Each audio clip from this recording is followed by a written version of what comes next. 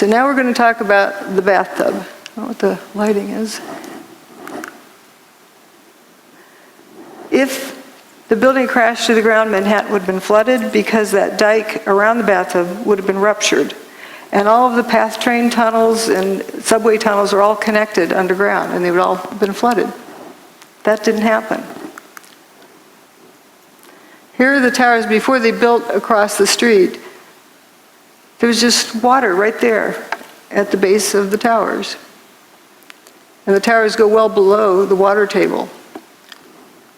There's also the rail lines that come under the Hudson up into the base of the bathtub. That tunnel was not damaged.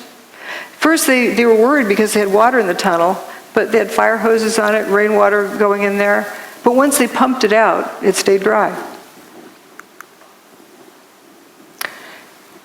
That's the bathtub wall. It's called or slurry wall or dike, whatever you want to call it. It keeps out the Hudson River. The towers were actually built in the Hudson River 70 feet below the water table. That's 7 times 10. So they're pretty far down there. And if that thing had been ruptured, Lower Manhattan would have been flooded. And here's the Hudson River, and as they're constructing it, you can see way deep down in there is the base, down there in bedrock.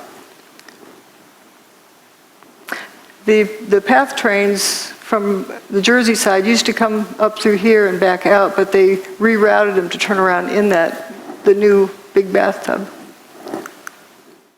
I thought the seismic data you were going to look at was data associated with the collapse of the tower, particularly 2.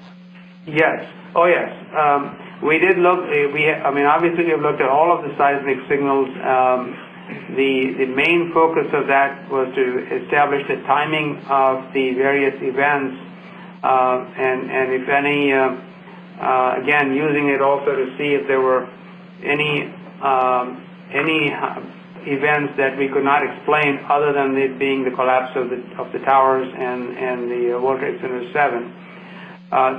The signal strength due to the collapse of the towers were not of any magnitude that was seismically significant from an earthquake design standpoint, or from the design or failure of a structural component, or of, I would say, a piping system that might be used in a structure. So there wasn't anything that gave us pause in terms of that being a significant seismic event to have ruptured the pipeline.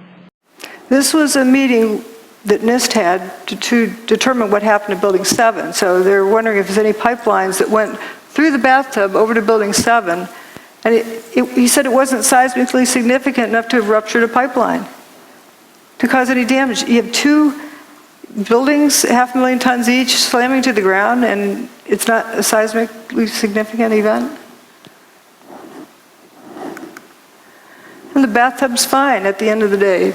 Tower 1's base is right here, down the bedrock. There's the old parking garage after they cleaned it out.